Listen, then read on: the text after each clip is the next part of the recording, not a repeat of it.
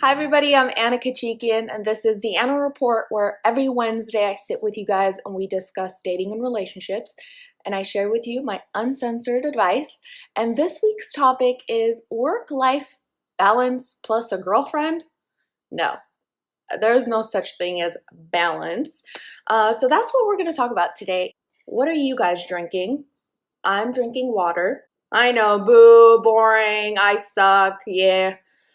Dealing with some anxiety today, yo. Can't stop it. You're gonna deal with me today. I ain't gonna lie. Who else deals with anxiety?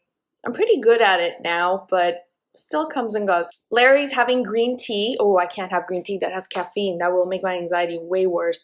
Hi, Hector. Water, working out later, but first, your show. Oh, lucky Hector. Maybe that's what I need to. I need to work out. Daniel says, what up, love? I deal with anxiety too. Okay, good. Okay, I'm not alone. I'm not alone. All right, work-life balance. How are you guys managing work-life balance? I want to hear you guys talk about that. Daniel Riddle says time management, question mark. Oh, yeah, we're going to talk about that, Daniel. Hector says work is work and it stays at work. See, I kind of disagree with you on that, Hector. And I want to kind of talk about that because after reading Sheryl Sandberg's book on what was that book called? Lean In. I realized that this whole time I was trying to like separate the two and do the whole thing. That doesn't work. That doesn't work, especially in this day and age with we're just constantly connected. Okay, let's dive right in. Here we go. So if your girlfriend is jealous, is impatient, is not empathetic about your growth and your success and the things that you genuinely want to do as a human being to grow in life, she's not your soarmate. Okay, and everybody new tuning in who does like, what the fuck is a soarmate?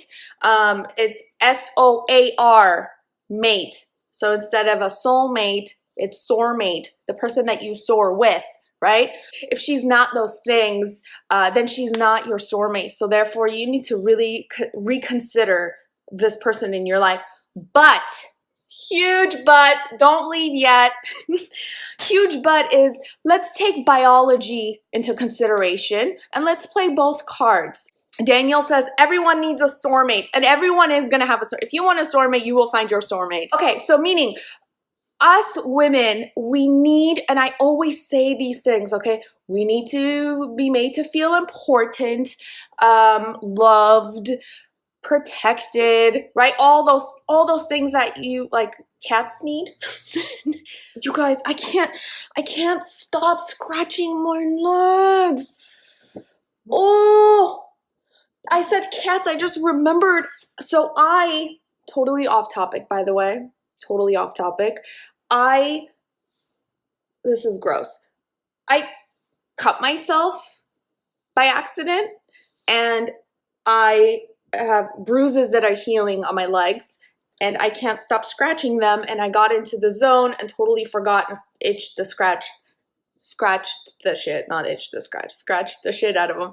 Anyways, all right. Initially I said, if she's not supportive of your growth and your career and your ambitions, she's not your soulmate, so therefore dump her. But, huge but, is that you need to take in consideration what women need, right? What do you need to do as a man to fulfill these needs for your woman? And this is going to be any woman. No matter what woman it is, she will feel resentment if you're like MIA from her life and you don't really give a shit because you're too busy working, right? Like that's not gonna fly with anyone. And if she's cool with that, guess what? Your relationship is down the drain. Like at some point it's gonna fizzle out. Oh my God, I need to stop. I need to stop. Somebody tie my hands up. I need to do the show like this. I can't stop scratching myself. Let's try eyes. So I can stop. I can't stop myself. All right. Ralph says, not just work, busy in general. Okay, here's the thing. We're all busy. If you're living in the United States, you're busy. Put your saliva on it. You can't stop scratching my This is the most unprofessional live show I've ever done. But this is real life, right? I literally can't stop myself from... Here's the thing.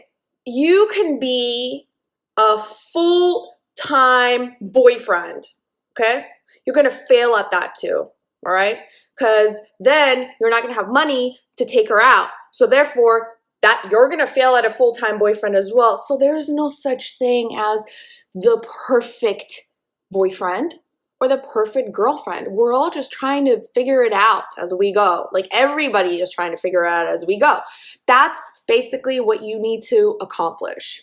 So let's figure out how we're gonna do that. You have to do it all, and you're not gonna be able to do it all at once, and it's okay. If you're feeling overwhelmed and you're drowning at work, literally like you feel like you're drowning at work, and your relationship therefore is failing, it's not fair. It's not fair to her. At some point you have to throw the bitch a bone, you know? You have to take her out.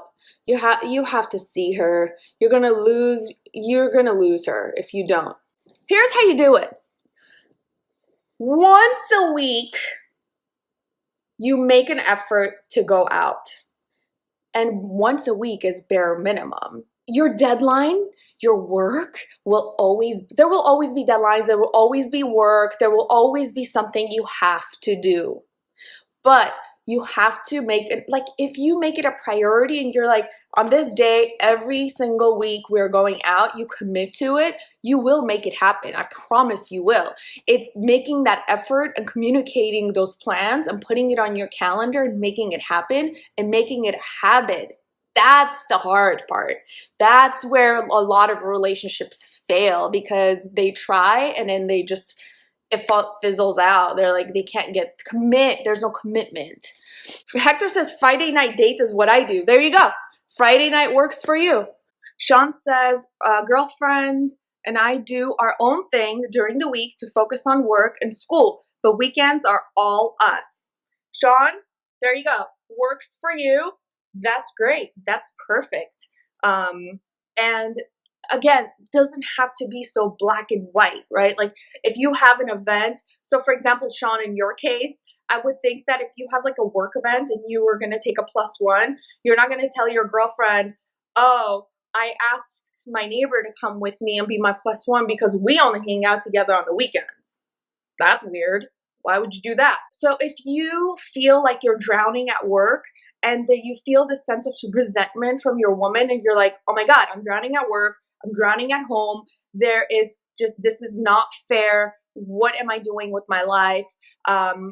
You just honestly throw her a bone and you will see how much that's all we need.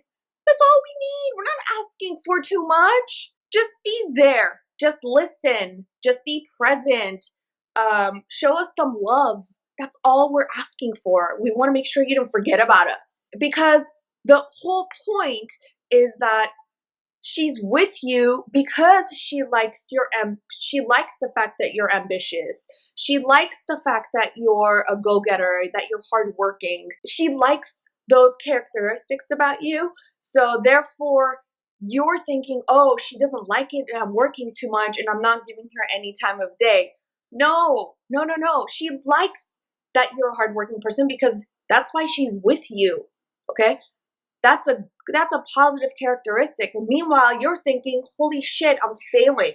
I'm drowning at work. I'm drowning in my relationship and I feel like I'm failing. But really, when you look back at it, when you're dying and you're 100 years old, you're going to look back and go, I was winning at that time. I had a good gig. I had a good woman. Why was I freaking out? I had it good. We were just trying to figure it out.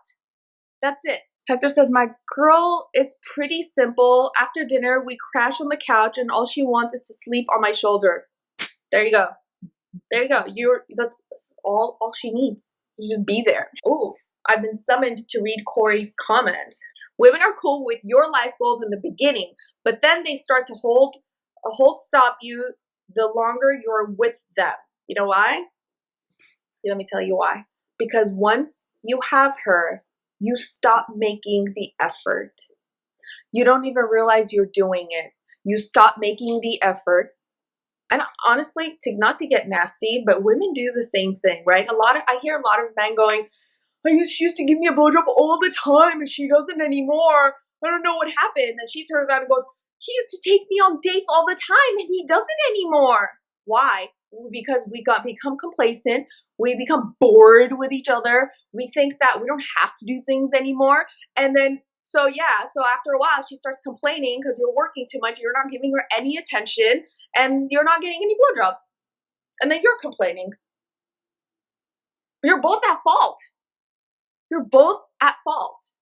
There's no one party winning over the other. Keith says, I never show attention. You probably never get blowjobs either. So let's say you got this job and your supervisor is like all over how amazing you're doing and your colleagues love you and you think that you're finally at a job that you can soar. So you have this job and you're doing so amazing, you're so excited, and you're basically putting all your eggs in one basket, okay? All your eggs are going into one basket. You are neglecting your health. You are ew, what is this? My hands are purple. You're neglecting your health. You're neglecting your family. You're neglecting your friends, your girlfriend, yourself, your whole being. You're putting all your eggs into one basket, which is your career. Guess what's gonna happen? You're gonna wake up. You're gonna realize your girlfriend dumped you. Half of your family is dead. Not like, what I mean is like so much time has gone by, right? Like relatives pass on. Your friends no longer invite you to places, and you are probably so unhealthy from not taking care of yourself that you are probably gonna have a heart attack soon and die. Okay? And what do you have to show for? A career. Are you kidding me? What is that? That's not a happy life. That's not a happy life. But guess what? Everyone's like, damn. But guess what? If you are busting your ass at that job, soaring in your new career, or whatever you're doing that you're really enjoying, at the same time, you are trying to make time to take your girl out, give her attention, make time for family, make time for exercise, putting your foot down with your boss and saying, you know what? I can't work overtime because I've got a boxing class I gotta take. All right? I signed up for it already. I already paid for that shit. Fuck you. I'm going. All right? That way, when you look back, you can say, I lived. I didn't just work. And guess what? Most of us, when we work for a company, and I say this to someone all the time, what do you have to show for when you walk away? What do you have to show for? Some of us may need a 401k. Nowadays, companies don't even match that. Okay? What if you're lucky, you saved some money, so now you have a savings account from the work that you did. What do you have to show for? Live. All right? Live.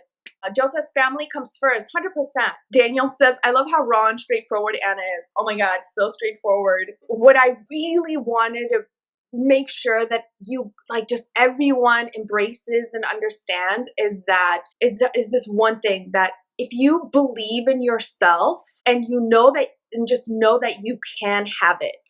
If you want a girlfriend, you want a career, you want a nice body, you want that car, whatever it is that you want, know that you can and you will have it. But you're not going to have it all at once. It's not going to happen all at once. It's like a lifetime journey. Like, don't look at it as, well, I'm 40 and I don't have the Ferrari that I wanted. Relax. As long as you say, these are the things that I want, and I I'm gonna work for it for a lifetime to achieve it, the baby steps will get you there.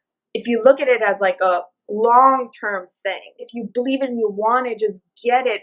And when it's happening at the time, you might feel like I'm losing it. I'm losing it. She just told me I'm a miserable boyfriend. I just fucked it all up. I'm done. Like I'm done. I'm so embarrassed. I did this. I didn't do that. She's right. I'm shut down now. I don't know what to do. You know what you need to do? You need to just do it. Tomorrow's a new day. Just wake up and do it. And actions speak louder than words. So when you start doing it, you're just going to immediately shut her up anyway, right? Like literally you will shut her up. If she's hard to get, you might not be able to shut her up right away, you know, but you will get there eventually. I promise you, you will. Just don't make a big deal out of it and just do it. Learn from it and move on. Learn from it and move on. On to the next thing. You're too busy. You're too busy trying to get your career, fulfill your girls' needs, your family, your friends, that bingo night, beer pong, what the fuck you guys do, right? So it's like, keep moving, on to the next thing. But during this entire process, you have to be empathetic.